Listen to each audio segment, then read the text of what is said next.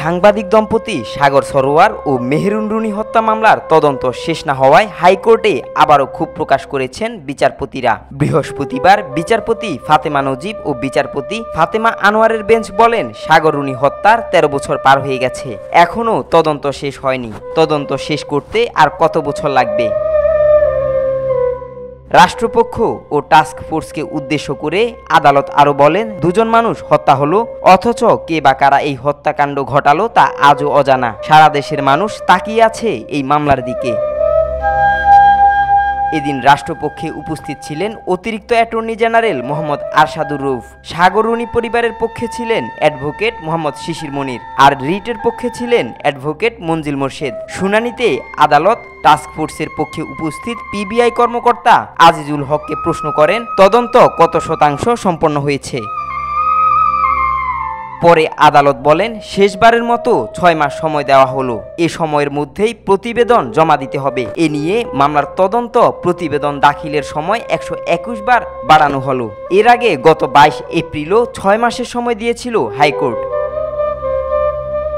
বাদী পক্ষের আইনজীবী শিশির মনির বলেন, তদন্ত দীর্ঘদিনেও শেষ না হওয়ায় আমরা বাইরে মুখ দেখাতে পারছি না। সবাই জানতে চায় তদন্ত কবে শেষ হবে। এই অন্তর্বর্তী সরকারের সময়ই তদন্ত শেষ হওয়া উচিত, কারণ রাজনৈতিক সরকার এলে এটি আরও পিছিয়ে যেতে পারে।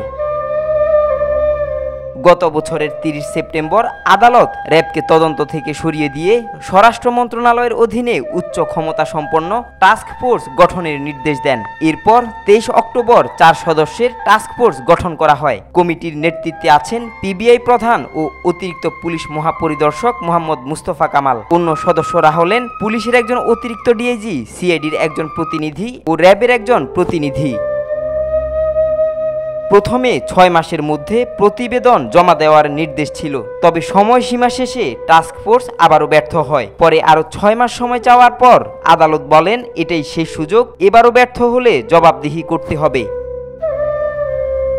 পিবিআই প্রধান মোহাম্মদ মুস্তফা কামাল সম্প্রতি এক সাক্ষাৎকারে জানান, আমরা হাইকোর্টকে অগ্রগতি জানাবো, তবে এখনও বলার মতো ইতিবাচক কিছু নেই। 2012 সালের 11 ফেব্রুয়ারি রাজধানীর পশ্চিম রাজাবাজারে নিজ ভাড়া বাসায় খুন হন মাছরাঙ্গা টেলিভিশনের বার্তা সম্পাদক সাগর সরোয়ার ও এটিএন বাংলার জ্যেষ্ঠ প্রতিবেদক মেহেরুন রুনি। পরদিন রুনির ভাই শেরেবাংলা নগর থানায় একটি হত্যা মামলা করেন, তবে কোনো সন্দেহভাজনের নাম উল্লেখ করেননি। 13 বছর পরও আলোচিত এই হত্যাকাণ্ডের বিচার অধরাই রয়ে গেছে। আদালত এবার স্পষ্ট জানিয়ে দিয়েছে, এই 6 মাসেই যেন শেষ হয় অপেক্ষার অবসান।